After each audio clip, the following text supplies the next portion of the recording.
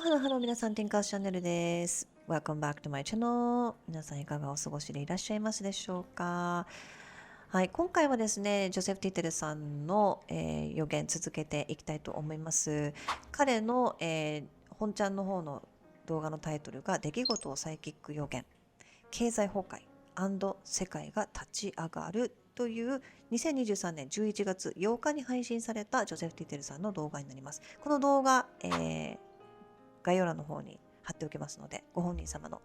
動画を見たい方はぜひともチェックしてみてください。で今回はその、回の後半戦、ブログでご紹介しているんですけれども、107話戦経済食どうなる今後考えようというタイトルの、ブログになっております。そこで詳しくご紹介してます。YouTube でご紹介しきれない内容ですとかそういったものも、ブログでは紹介しておりますので、ぜひとも、概要欄からブログの方もチェックしてみてください。それでは今回もですね、ラジオ形式、ポッドキャスト形式で、作業中のお供になれるように聞き流しできるように伝えていきたいと思いますので、よろしくお願いします。それでは、番組進めていく前に Tinkers チャンネルの番組の趣旨のご説明だけさせていただきたく思います。どうぞ。Tinkers チャンネルの番組の趣旨についてご説明させていただきます。Tinkers チャンネルでは皆さんに考えていただくきっかけとなる情報を提供しております。海外からの情報だったり、日本ではあまり報道されていないことだったり、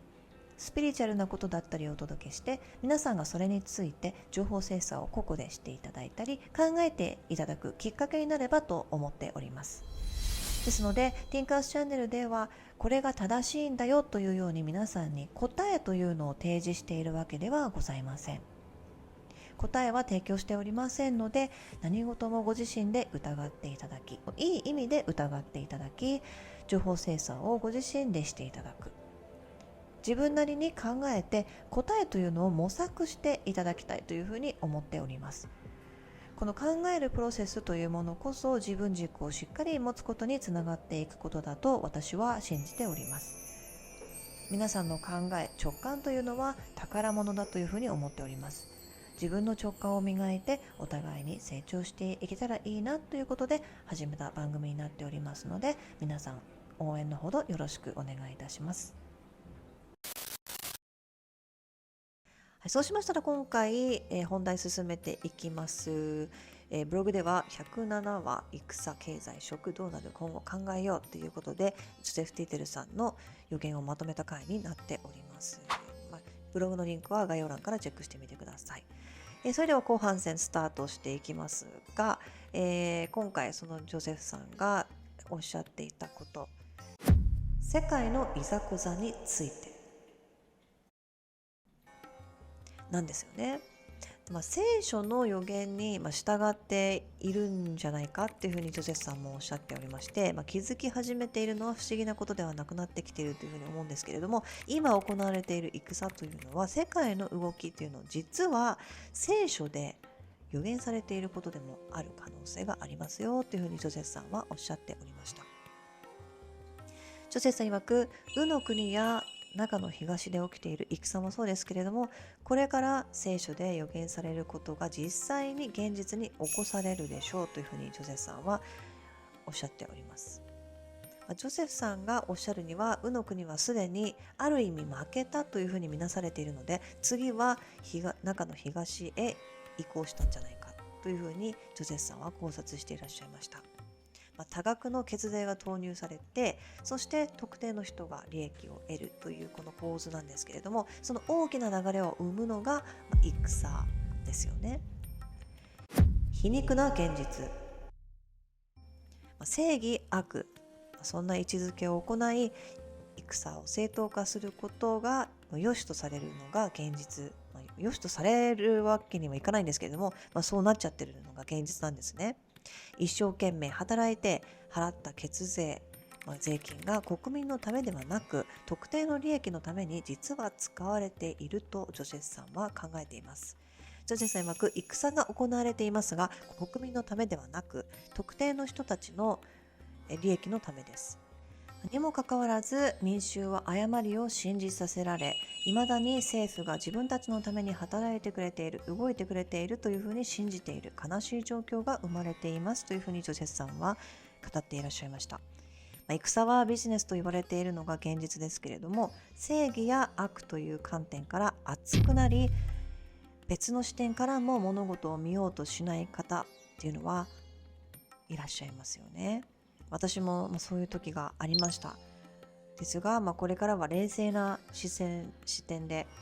物事が見れるようになったらいいなというふうに努力はしています。ある和平合意が行われるという予言。ジョセフさん曰く、一瞬のような短期間ですけれども、和平のような合意が結ばれそうです。しかし、すぐに破られます。2024年から2025年に起こります。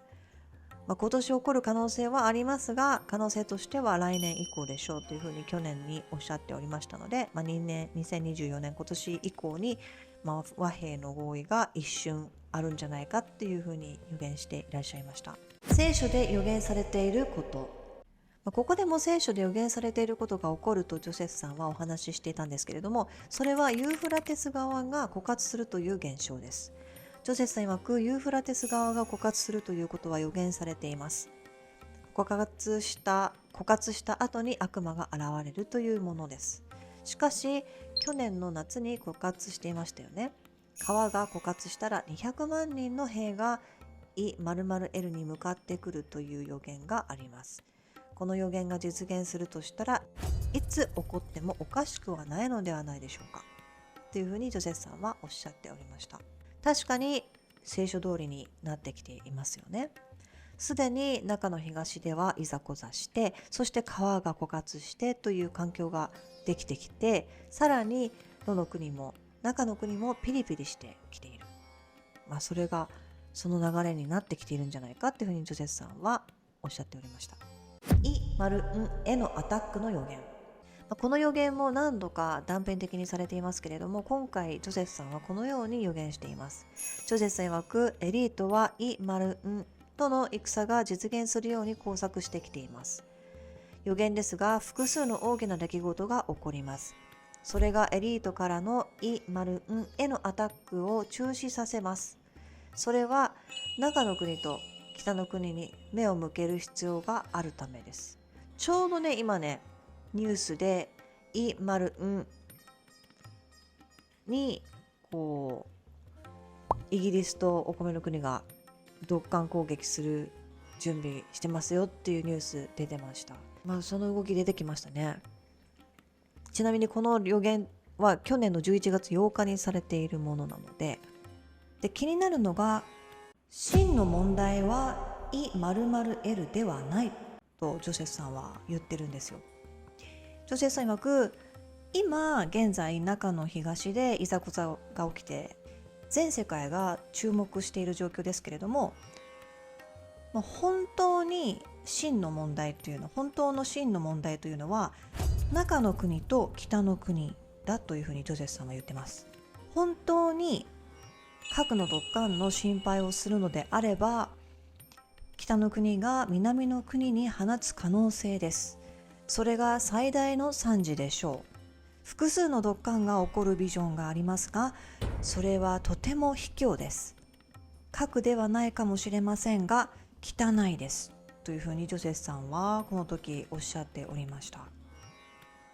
幸い今まだそういった兆候出てないと思うんですけども、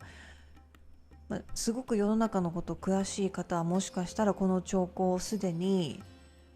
分かっている方いらっしゃるかもしれないですよね。ちょっと私はまだそこまで分からないんですけども。で、続けますね。ネパールの地震は巨人を起こした。この11月上旬ですね。ネパールで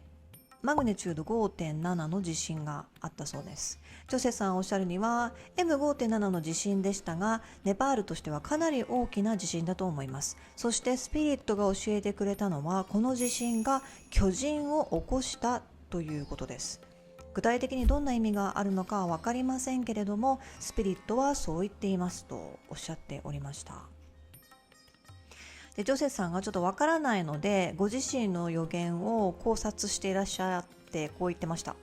ネパールにあるボルケーノが活動し始めたということなのかもしれない。それかさらなる大地震の予言か。しかし私の勘だと噴火系のような気がしますとこの時おっしゃっておりました。ちょっとねまだ詳細その後入ってきてないのでわからないですけれども、幸いまだそういった兆候見えてなさそうですよね、ネパールの方では。イタリアの大地震、スピリット曰くバチカンの近くが揺れるということを言ってます。太陽フレアによりプレートが刺激を受けています。以前から私が予言しているエリアは気をつけてください。以前予言と言いますか予知していた地震発生エリアというのは、過去の予言がありまして、今概要欄に載せるリンク出してますけれども、特にねイタリアはねそんなに言ってなかったですね。と言っても他の地域の予言たくさん言ってたんですけども、イタリアはね過去はあんまり言ってなかったんです実は。なのでちょっと皆さん見てみてください。以前予知していた地震発生エリア8月30日の予言ちょっと見てみましょうか。概要欄のリンクを押していただければ直接チャプターに飛べたりするんですけども、8月30日の予言っていうのは全体的に地震のことを言っているので、全部が地震の話題です、ほとんど。なので地震のことを知りたかった場合は全体的に読んでいただきたいですね。この8月30日の予言っていうのですね。で2つ目のリンク、9月13日の天変地異の予言という回なんですけれども、この回はチャプター直接飛べるリンクを貼っておきます。しかし、フィリピンに関しての予言をその時していたんですけども、これはもうすでに起きたことなんじゃないかなと思います。去年フィリピンで地震ありましたよね。それがもうすでに9月25日の予言でしたが、フィリピンの地震の予言というのはもう実現してしまってますね。これはマップスクリーニングといって、世界地図をジョセフさんが見てエネルギーを感じ取ってちょっと投資をするといったスタイルで編み出したといいますか、見た投資の結果をシェアしてくれていた形になります。経済の予言、その時のニュースをねシェアしていただいてたんですけども、3000店舗以上のお米の国の銀行支店が閉鎖となっています。私が予言したことが現実に起こっているのですとおっしゃっておりました。実際にこの3000店舗以上の、銀行店舗が閉店しているというニュースがありました。今画面に載せてますけれども、ちょっと英語のニュースになりますけれども、確かに店舗がね、オンラインが増えたので、オンラインでできることが多くなったので、支店が閉鎖するっていうこともあるかもしれないですけれども、ジョセフさんが前々から予言していた予言ではあります。銀行閉鎖の予言というのは過去にはたくさんしておりまして、例えば2件あるんですけども、8月3日の予言まとめの方にはこのように書いてます。世界で共通のお金システムができるという予言ですが、その時、その動きを実現すべくこれから銀行が閉鎖することが相次ぐでしょうとその時予言してました。で、世界共通〇〇のためにイーロン・マスクが作った X が全てをアプリにくっつけようと、全てがアプリにくっつくように構想が立てられているというふうにジョゼフさんはおっしゃっていて、悪魔の刻印はまずスマートフォンに来て、でそれで最終的には人体に入れ込まれると予言をしていらっしゃいます。次の記事、銀行閉鎖の予言の過去の記事なんですけども、8月10日の予言になりまして、この中でジョゼフさんは銀行の中には中の国の信用スコアなど、そういった信用スコアなどのシステムを取り込む計画をしている会社もあります。これが一番恐れなければならないことの一つでしょう。悪魔の刻印、金融システムにあなたの社会的信用度が反映されようとしているのですとこの時おっしゃっておりました。本当にこれが起こるかどうかっていうのは世の中の流れを見ていただければ、起こる可能性が日に日に高くなっているとは思うんですけれども、実は昨年三菱 UFJ 銀行など11銀行の機関でシステム障害ですとか振り込み40件が未処理になってしまった機関が出てしまったというニュースがあります。で、私がこれは勝手にこれもしかしてと思ってブログでシェアしているニュースなんですけれども、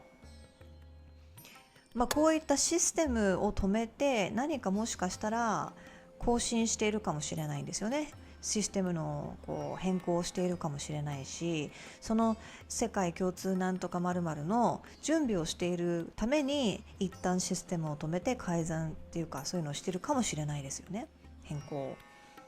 そういった可能性もあるかなと思ってシェアしております。まだその真実はわからないです。で、ジョゼさん何をじゃあ備えるべきなのかというお話をしてまして、現金を手元に用意していくことっていうのは必要とおっしゃってます。で、人によっては金銀があるとおっしゃる方もいらっしゃいますけれども、食料やお水は十分に備えてますでしょうかと皆さんに問いかけていらっしゃいまして、貴金属がいくらあっても緊急時の備えができていなければ元も子もありませんよというふうにジョゼスさんは注意喚起していらっしゃいました。確かにそうですよね。命がやはり一番先だと思います。食に関しての注意。ジョゼスさん曰く食品を買うときは成分表記というのをしっかり理解してから買いましょうと呼びかけていらっしゃいました。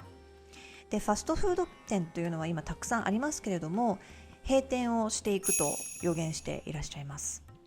で、今結構異物混入事件というのがお米の国では結構増えてきているというふうに感じているんですね、ジョセスさんは。で、ジョセスさん曰くお米の国では謎に重金属の混入というのが多いんですとおっしゃってまして、しかも子供の食べる食品になぜか多いですと感想を述べていらっしゃいました。で、食品に含まれる重金属というのが、検出されているらしいんですけれども、ジョセスさん曰くそれとも空から重金属というのが降り注いでいるから作物に吸収されて食品に入ってきているのか、もしくは、その可能性は大いにありますよねっておっしゃっておりまして、ある人たちは空から重金属などがまかれていると主張している人たちがいますよね。で、ケムトレなどがそうだと思いますとおっしゃっておりまして、で、嘘だと思う方はぜひとも調べてみてくださいとジョセスさんはおっしゃっておりました。で、ちなみにこのファストフードに関しての過去の予言というのはありまして、この記事のリンクというのをね、直接チャプターに飛べるリンクを概要欄に貼っておきますので参考にしてみてください。パナマ運河の干ばつ。先ほどもユーフラテス川の干ばつというお話ありましたけれども、パナマ運河も干ばつしてしまうとジョゼスさんは予言していらっしゃいます。ジョゼスさん曰くこの件に関してはパナマ関連に、いざこざが始まる可能性を示していて、貨物船舶が通行できないくらいに水位が下がってしまっており、それにより物の物流が滞っているという事態らしいんですね。で、実際に、それは今起きていて、中米パナマ運河の記録的干ばつで、通行できる船舶の数を削減するというニュースがありました。今画面に出してますけれども、こういった事態が起きているので、もしかしたら完全に通行止めになってしまう場合もあるかもしれないよとジョセスさんはおっしゃっておりました。飛行機空港に関する予言なんですけども、ジョセスさん曰く空港内でドッカンしているビジョンがありました。荷物の受け取りのところでしょうか。それとは別に飛行機でドッカンがあります。荷物に関係しているのかもしれません。しかし充電器とかではなさそうですとジョセスさんはおっしゃっておりました。これはね、この間の年始に起きた件とは別件になると思います。予言はもうすでに12月にしてましたので、あれはちょっと違いますね。でこれは別件なので、またこういったことが起こるかもしれないということで、皆さんぜひご旅行行かれる方、あまり恐れすぎて恐れの波動を出さないように、類や友を呼ぶということで、そういった同じ波長の波動が近寄ってくると怖いので、あまりそういうことは考えずに、ただ何か起きた時の安全確保っていうのはおのおの考えていただければなと思います。今回は以上になります。いかがだったでしょうか。107話はね、かいつまんで動画ではご紹介してますので、フルバージョン読みたいよ、読み込みたいよっていう場合は、107番のブログの方で読んでみてください。詳しく書いてありますし、関連ニュースなども載せてあります。で、たまに隠語が出てきて、隠語も脚注などでヒント出してますので、活用いただければと思います。はい、この動画いいなって思っていただけましたら、ぜひともグッドボタンでサポートの方よろしくお願いいたします。一人グッドボタンを押していただくと、結構アルゴリズムで動画が波紋を広がりやすくなるらしいんですね。脳みそのシナプスみたいな形で回路ができて、他の人にも表示されるようになるらしいので、ぜひともよろしくお願いいたします。そして、見ていただいている方、本当にありがたいんですけれども、大体ね、チャンネル登録してない方が多いんですよ。なので、ぜひとも気になる方はチャンネル登録をよろしくお願いいたします。はい。で次週は、次回は、ですね、11月15日の予言になります。で、これもかいつまんで、お伝えします。で、ブログの108番、アラスカから日本で起こる天変地異という回と、109までいけたら109もかいつまんでご紹介したいなと思いますけども、もしかしたら分けるかもしれないです。これはちょっと様子を見ながら皆さんにシェアしていきたいと思います。はい。で、2024年の世界予言というのもシリーズありますので、この2024年がどんな年になるのか、どういった心構えで過ごしていったらいいのかなど、そういったアドバイスもジョセフさんしていらっしゃいますので、ぜひとも概要欄の方に